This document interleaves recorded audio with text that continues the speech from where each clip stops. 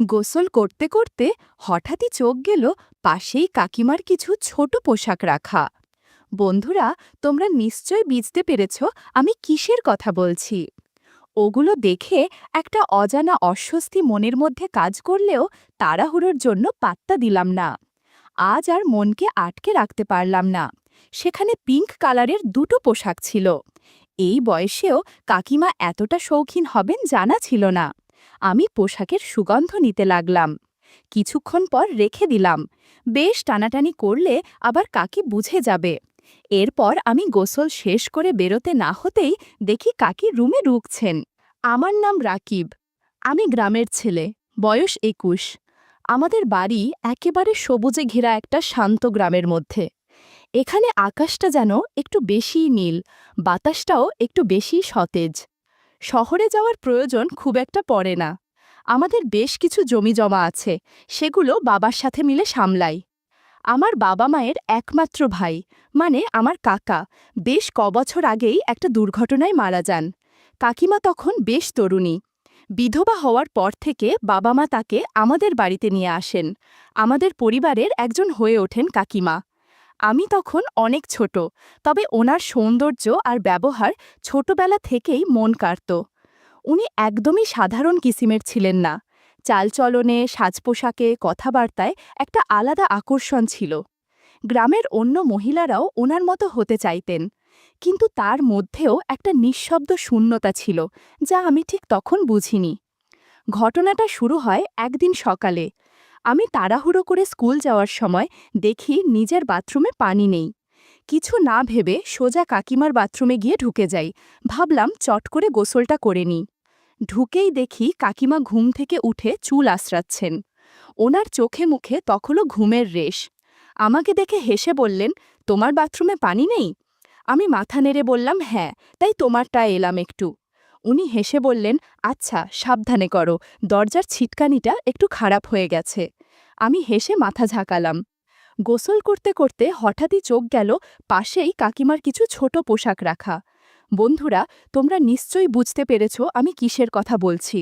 ওগুলো দেখে একটা অজানা অস্বস্তি মনের মধ্যে কাজ করলেও তাড়াহুড়োর জন্য পাত্তা দিলাম না। কিছুক্ষণ পর বেরিয়ে এসে দেখি কাকিমা একটা নাইট ড্রেস পরে চুপচাপ বসে আছেন বারান্দায়, চুল আঁচড়াচ্ছেন, চোখে মুখে শান্তির ছোঁয়া। এমনভাবে কখনো দেখিনি তাকে আগে। মনে হলো যেন চেনা একটা মানুষকে নতুন চোখে দেখছি। বয়স তখন খুব বেশি হয়নি তার, তবে শরীরে কিছুটা ভারী ভাব এসে গেছে, যা তাকে আরও বেশি আত্মবিশ্বাসী ও আকর্ষণীয় করে তুলেছিল। চলতে চলতে হঠাৎ তিনি আমার নাম ধরে ডাকলেন। আমি কাছে গিয়ে বসতেই বললেন, তুমি আমাকে যদি বন্ধু ভেবে কিছু বলতে চাও, নিশ্চিন্তে বলতে পারো, অপ্রয়োজনীয় সংকোচ করার কিছু নেই। ওনার কথায় যেন মনটা শান্ত হয়ে গেল। সেদিন রাতে আমি ঘুমাতে পারলাম না। বারবার ওনার কথাগুলো মনে পড়ছিল। মনে হচ্ছিল উনি যেন অনেক দিন পর কারোর সঙ্গে একটু খোলামেলা কথা বলতে চাইলেন। রাত তখন প্রায় ২টো। আমি আস্তে করে উঠে পড়লাম। নিজের অজান্তেই পা চলল কাকিমার রুমের দিকে। দরজায় হালকা টোকা দিতে উনি নিজে এসে দরজা খুললেন। এখনও সেই নাইট ড্রেসে আছেন, চোখে মুখে এক অদ্ভুত প্রশান্তি। হেসে বললেন, আচ্ছা, দেরি হলে রে, ভাবছিলাম হয়তো আসবি না। আমি হেসে বললাম, আসতে মন চাইছিল, একটু সময় লেগে গেল। উনি হালকা হেসে বললেন, এসো, কিছু কথা বলি। আমি বিছানায় দোস্তেই কাকিমা বললেন, আলোটা নিভিয়ে দিব? আমি হেসে বললাম, দাও না, আরামদায়ক লাগবে। উনি আমার কাঁধে হাত রেখে একটু আদর করে মাথা নেড়ে পাশের ড্রয়ার থেকে একটা ছোট আলো বের করে দিয়ে বললেন, এই আলোতেই গল্প হবে। তারপর আমরা আরাম করে বসে অনেকক্ষণ গল্প করলাম। পুরনো দিনের কথা, গ্রামের কথা, ছোটবেলার মজার কাণ্ড, সব কিছু নিয়েই চলছিল আলাপ। সেই রাতে যেন আমি কাকিমাকে একদম নতুন করে চিনলাম। উনি শুধু আমার কাকি নন, একজন নারী, যার মনেও অনেক না বলা কথা জমে আছে। সেদিনের গল্প যেন আমাদের মধ্যে একটা ভিন্ন রকমের বোঝাপড়া শুরু করে দিল। আমি কাকিকে মনে মনে অনেক দিন ধরেই পছন্দ করতাম। ওনার মধ্যে এমন এক রকম সৌন্দর্য ছিল, যা শুধু চোখে নয়, মনে গিয়েও লেগে থাকত। গ্রামের অনেক মেয়ে কাকির মতো সাজগোজ করার চেষ্টা করত। ওনার কথা বলার ভঙ্গি, হাঁটার ধরন, সব কেমন যেন মোহময়। প্রায়ই কাকির সঙ্গে আমার গল্প হতো। অনেক সময় হালকা মজা করে বিয়ে শাদী নিয়েও কথা উঠত। কাকার বিয়ের দিনটার কথা আজও মনে আছে। আমি তখন বাড়ির সব দায়িত্ব একা হাতে সামলাচ্ছিলাম। কাকি তখন একেবারে নতুন, চোখে মুখে একরাশ আনন্দ, সেই হাসিটা এখনো চোখে ভাসে। কিন্তু ভাগ্য বুঝি খুব নিষ্ঠুর। ঠিক 1 বছর পরই কাকা হঠাৎই আমাদের ছেড়ে চলে গেলেন। পুরো পরিবার ভেঙে পড়েছিল, আর সবচেয়ে বেশি ভেঙেছিলেন কাকি। কারণ কাকা চলে যাওয়ার পর কাকির আর তেমন আপন বলতে কেউ রইল না। তার নিজের বাড়ির অবস্থা ভালো না, মা বাবাও বেঁচে নেই। আমরা সবাই মিলে সিদ্ধান্ত নিই কাকি আমাদের সাথেই থাকবেন। বাড়ির ওপরের অংশটা পরিষ্কার করে আমরা ওনার থাকার ব্যবস্থা করি। আমি নিজে হাতে ওনার ঘরের দরজা, জানালা, খাটপত্র, জামাকাপড় সব গুছিয়ে দিলাম, যাতে ওনার কোনো অসুবিধে না হয়। উনি নতুন করে একটু একটু করে আবার নিজেকে গুছিয়ে নিতে শুরু করলেন। আমি চেষ্টা করতাম ওনাকে সবসময় হাসি খুশি রাখতে। কাকি এখন আমাদের বাড়ির ওপর তলায় থাকেন, আর ওনার হাসিমুখ আবার ধীরে ধীরে ফিরে আসছে, এই দেখেই আমাদের সবচেয়ে বেশি ভালো লাগে।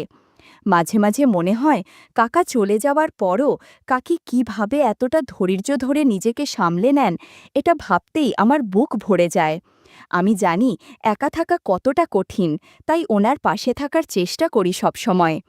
একদিন সকালে আমি গোসলের জন্য তৈরি হচ্ছি, হঠাৎ দেখি আমাদের বাথরুমে পানি নেই। কিন্তু আমাকে কাজেও যেতে হবে, গোসল করাটা জরুরি। তখন মনে পড়ল কাকির বাথরুমে তো সবসময় পানি থাকে। আমি ওনার ঘরের সামনে গিয়ে বললাম, কাকি, আমাদের বাথরুমে পানি নেই, তোমার বাথরুমটা একটু ব্যবহার করতে পারি? উনি হেসে বললেন, অবশ্যই পারো, কোনো সমস্যা নেই। আমি তোয়ালে নিয়ে ভেতরে ঢুকে দরজাটা সাবধানে টেনে দিলাম, কারণ ছিটকানি কিছুটা নষ্ট। তাড়াতাড়ি করে গোসল করে নিচ্ছিলাম, যাতে কেউ ভুল করে না ঢুকে পড়ে। আজকেও খেয়াল করলাম কাকির সেই পোশাক রাখা। হয়তো তিনি আগে ঢুকতে চেয়েছিলেন, কিছু আমি ঢুকে পড়েছি। আজ আর মনকে আটকে রাখতে পারলাম না। সেখানে পিঙ্ক কালারের দুটো পোশাক ছিল। এই বয়সেও কাকিমা এতটা শৌখিন হবেন জানা ছিল না। আমি পোশাকের সুগন্ধ নিতে লাগলাম। কিছুক্ষণ পর রেখে দিলাম, বেশ টানাটানি করলে আবার কাকি বুঝে যাবে। এরপর আমি গোসল শেষ করে বেরোতে না হতেই দেখি কাকি রুমে ঢুকছেন। আমি একটু অপ্রস্তুত হয়ে গেলাম, কিন্তু কাকি হেসে বললেন, আরে, এমন লজ্জার কিছু নেই, তুমি তো আমার সন্তান সম। উনার মুখে ছিল একরকম মায়া ভরা শান্তি, আর চোখে একটা হালকা বিষণ্ণতার ছাপ। আমি বললাম, আপনি দুঃখ করবেন না কাকি, আমরা সবাই আপনার সঙ্গে আছি।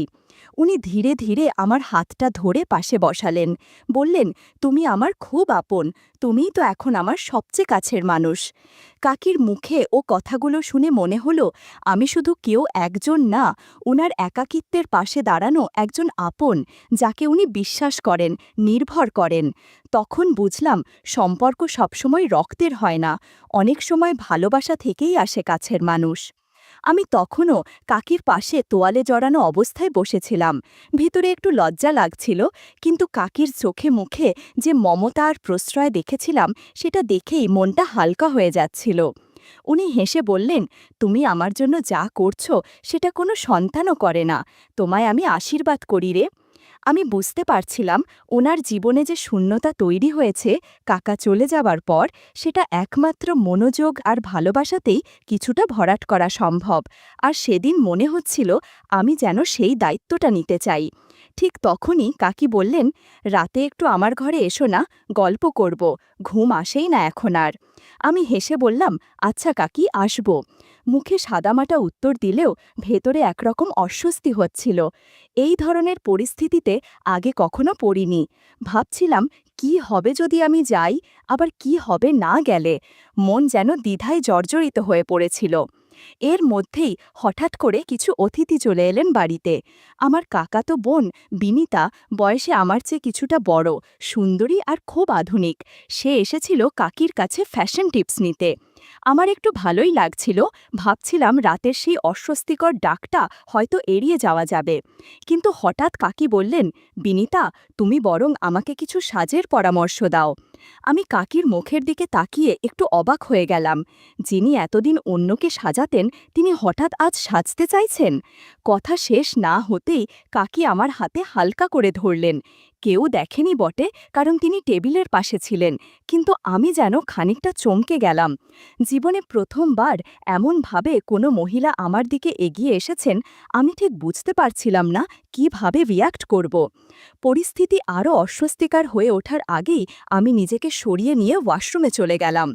বাবা মা তখন বাড়িতে ছিলেন না, অন্য একটা আত্মীয়র বিয়েতে গিয়েছিলেন, তাই বাড়িতে একটু নির্জনতাও ছিল। ওয়াশরুমে বসে ভাবছিলাম কিভাবে পুরো ব্যাপারটা বুঝব। হঠাৎ বাইরে কাকির কণ্ঠ শুনতে পেলাম। উনি আমার কাজিনদের সঙ্গে গল্প করছিলেন, একদম স্বাভাবিক ভঙ্গিতে, যেন কিছুই ঘটেনি। তখন কাকি বলছিলেন, আমার যৌবনের সময়টুকু তো একরকম হারিয়েই গেল, কপালটা হয়তো এমনি ছিল। ওনার কথায় একটা চাপা কষ্ট ছিল। আর কাজিন বলছিল, কাকিমা, জীবনের পথ তো এখনো শেষ হয়নি, তোমার জন্য ভালো কাউকে পেলে আবার নতুন করে শুরু করতে পারো। সেই কথাগুলো শুনে আমি গভীর চিন্তায় পড়ে গেলাম। বুঝলাম কাকির ভেতরে অনেক না বলা কথা জমে আছে, আর তার আচরণের পেছনেও হয়তো এমন কিছু কারণ রয়েছে যেগুলো আমি আগে ভাবিনি। সকালে বাবা মা বাড়ি ফিরে এলেন, কিন্তু দুপুর নাগাদ বুঝলাম বাড়িতে তখন কাকি আর আমি ছাড়া আর কেউ নেই। আমি ঘরের বাইরে এসে দেখি কাকি লাল রঙের একটা হালকা জামা পরে বসে আছেন। তাকে দেখতে খুব সুন্দর লাগছিল, চোখ ফেরানো কঠিন ছিল। আমি কিছুক্ষণ দাঁড়িয়ে ওনার দিকে চেয়ে রইলাম। হঠাৎ কাকি হেসে জিজ্ঞেস করলেন, "কি রে, এমন করে তাকিয়ে আছিস কেন?" আমি থমকে গিয়ে বললাম, "না কাকি, কিছু না, শুধু আপনার কথা ভাবছিলাম।" কিছুক্ষণের নীরবতার পর কাকি আমার হাতটা ধরে ফেললেন। আমার হাত ঘেমে উঠল, বুঝতেই পারছিলাম না এখন কি করবেন উনি। আমি একটু গলা শুকিয়ে বললাম, "কাকি প্লিজ এমন কিছু করবেন না, আমি তো আপনার অনেক ছোট, আর এখন তো কাকাও নেই।" উনি চুপচাপ ছিলেন, মুখে একটুখানি হাসি ফুটেছিল, কেমন যেন এক রহস্যময় শান্তি। কাকি, মানে কবিতা কাকি, মাঝে মাঝে আমার নাম ধরে ডাকতেন। সেই ডাকটা যেন বুকের মধ্যে কেমন এক রেশ ফেলে যেত। কিন্তু আজকের আচরণটা কেন এমন ছিল সেটা এখনও আমি বুঝে উঠতে পারিনি। কিছুক্ষণ পর কাকি নিজের ঘরে চলে গেলেন, কিন্তু সেদিন মনটা খুব ভালো লাগছিল। মনে হচ্ছিল কাকির সাথে আমার এক অদ্ভুত কাছের সম্পর্ক তৈরি হয়েছে, যেটা শুধু আমরা দুজনেই বুঝি। পরদিন বাবা মা ফিরে এলেন। জানতাম এবার আর কাকির সাথে আগের মতো একা সময় কাটানো যাবে না। তবুও দিনগুলো চলছিল, কিন্তু আমি খেয়াল করতাম কাকির মধ্যে এক ধরনের পরিবর্তন এসেছে। উনি অনেক সময় হঠাৎ আমার খুব কাছে এসে দাঁড়াতেন, কিংবা নীরবে পাশটায় দোস্তে বলতেন। আমরা অনেক সময় আড্ডা দিতাম, হাসতাম, কিন্তু সবকিছু খুব সাধারণভাবে করতাম, যাতে কেউ কিছু মনে না করে। একদিন একটা ঘটনার কথা আজও মনে পড়ে। আমি ঘরে ছিলাম, বাবা বললেন কাকিকে ডাকতে। আমি অপেক্ষা করছিলাম, সবাই বাইরে গিয়েছিল, শুধু আমি আর কাকি ঘরে। কাকি সেদিন একটা হালকা রঙের কুর্তি পরেছিলেন, যেটা ওকে খুব মানিয়েছিল। আমি তাকিয়েছিলাম। উনি হাসি মুখে বললেন, রাকিব, আজ আমি খুব খুশি, জানো, কখনো কখনো মনে হয় তুমি আমার খুব কাছের কেউ। আমি একটু চুপ করেছিলাম, তারপর হেসে বললাম, আপনাকে এমন হাসি মুখে দেখলে আমারও ভালো লাগে। তারপর উনি ফ্রেশ হয়ে এসে জিজ্ঞেস করলেন, কেমন লাগছে আমাকে? আমি বিনা দ্বিধায় বললাম, খুব সুন্দর লাগছে আজ আপনাকে। সেদিন আমরা অনেকক্ষণ গল্প করেছিলাম। সেই মুহূর্তগুলো আমার মনে গেঁথে গেছে। মনে হয় যেন কাকিকে সবসময় এভাবেই পাশে পেতে চাই। একদিন কাকির বোন বলল, ওর স্বামী গাড়ি চালাতে পারে না, তাই আমাকে যেতে হবে হোটেল পর্যন্ত। মা বললেন, রাকিব কেন যাবে? আমি বললাম, আমি আর কাকি একসাথে গেলে ভালো হয়। মা রাজি হয়ে গেলেন। আমরা একসাথে হোটেলে গিয়ে উঠলাম। আলাদা রুম ছিল আমাদের সবার। কিন্তু আমি লক্ষ্য করলাম কাকি একটু চিন্তিত। তাকে এমন দেখে মনটা খারাপ হয়ে গেল। আমি হেসে বললাম, চলুন একটা মুভি দেখি, মন হালকা হবে। আমরা একসাথে একটা ইংলিশ মুভি দেখতে বসেছিলাম। কাকি এক পাশে বসেছিলেন। হঠাৎ দেখি উনি আমার হাতটা ধরে আছেন। আমি অবাক হয়ে তাকালাম, দেখি কাকির চোখে জল। মুভিটা বন্ধ করে দিলাম। আমি ধীরে বললাম, কি হয়েছে? কাকি চোখ মুছে বললেন, তোমার কাকাকে খুব মিস করছি। আমি তার দিকে এগিয়ে গিয়ে বললাম, আমি আছি আপনার পাশে, কখনো আপনাকে একা লাগবে না। কাকি শুধু মাথা নাড়লেন, আর আমি অনুভব করলাম এই মুহূর্তগুলো আমাদের মনে থাকবেই চিরকাল। আমরা গ্রামের বাড়িতে ফিরে এলে মা খুব খুশি হলেন, বিশেষ করে কাকিকে দেখে তার মুখে প্রশান্তির ছাপ ফুটে উঠল। মা মনে করেছিলেন কাকিকে পাশে রাখা মানে পরিবারে ভালোবাসা ও সুরক্ষা বজায় রাখা। দিনগুলো কেটে যাচ্ছিল। আমার মুখে সবসময় এক রকমের হাসি লেগেই থাকত। বন্ধুরা অনেকেই আমাকে দেখে মজা করত, বলতো, এই ছেলে আজকাল এমন খুশি কেন? কিন্তু আমি কাউকেই বলিনি আসল কারণটা। আমার দিনগুলো কেটে যাচ্ছিল কাকির সাথে গল্প করে, একসাথে রান্না করে, কিংবা কেবল পাশে বসে থেকে। আমি বুঝতে পারতাম কাকি যতই স্বাভাবিক থাকার চেষ্টা করুক, তার মনে একটা শূন্যতা রয়ে গেছে। কাকা চলে যাওয়ার পর এই ঘর, এই জীবন সবই তার কাছে যেন নিঃসঙ্গ হয়ে পড়েছিল। মাঝে মাঝে কাকি আমার দিকে তাকিয়ে গভীর চিন্তায় ডুবে যেতেন। তিনি হয়তো ভাবতেন, রাকিব তো একদিন বিয়ে করবে, তারপর আমিও একা হয়ে যাব। আমি বারবার তাকে বলতাম, আমি কখনো আপনাকে একা ছাড়ব না কাকি। কিন্তু তিনি হেসে বলতেন, তুই আমার অনেক ভালোবাসার মানুষ, কিন্তু তোরও তো জীবন আছে রে, তুই বিয়ে কর, পরিবার গড়। একদিন কাকির নিজের হাতে আমার জন্য এক মেয়ে খুঁজে আনলেন। আমি প্রথমে রাজি হইনি। কাকির মুখে আমি অনেক কষ্ট দেখতে পেয়েছিলাম, কিন্তু তিনি হেসে বললেন, আমার মতো একা থেকে যেন তোকে কাটাতে না হয়। আমি তখন বুঝেছিলাম তার ভালোবাসার গভীরতাটুকু ঠিক কতটা নিঃস্বার্থ। আমার বিয়ে হলো, স্ত্রী ভালো, শিক্ষিতা, সুন্দরী, কিন্তু আমি বুঝতাম যে শান্তি কাকির সান্নিধ্যে পেয়েছি তা জীবনের আর কোথাও পাইনি। তবুও আমি সংসার চালাতে চেষ্টা করছিলাম। কিছুদিন পর একদিন এমন একটা পরিস্থিতি তৈরি হলো, যেখানে আমার স্ত্রী কাকির প্রতি আমার অতিরিক্ত যত্ন ও আবেগ দেখে ভুল বুঝে ফেলল। আমি অনেক বোঝানোর চেষ্টা করলাম যে আমরা শুধু একে অপরের মানসিক ভরসা, কিন্তু সে বিশ্বাস করতে পারল না। সে চলে গেল। পরিস্থিতি আরও খারাপ হলো যখন বাবা মাও জানতে পারলেন। তারা কাকিকে ভুল বুঝলেন, বললেন, ওকে এই বাড়িতে আর রাখা যাবে না। আমি চুপ করে সব শুনলাম। এরপর সিদ্ধান্ত নিলাম, এই বাড়ি যদি এমন নিষ্ঠুর হয়, তবে আমি আমার শ্রদ্ধার মানুষটার পাশে থাকব। আমি কাকির সাথে আলাদা হয়ে গেলাম। শেষ পর্যন্ত আমি কাকিকে আমার জীবন সঙ্গী করে নিলাম। কাকি বিধবা ছিলেন, কিন্তু তারও তো জীবন আছে, নিজের মতো করে বাঁচার অধিকার আছে। আমি শুধু সেটা মেনে নিয়েছি, আর কিছু না। বন্ধুরা, ইউটিউবের গল্পগুলো শুনে মজা না পেলে আমার ওয়েবসাইটে দেয়া গল্পগুলো শুনতে পারো। সেখানে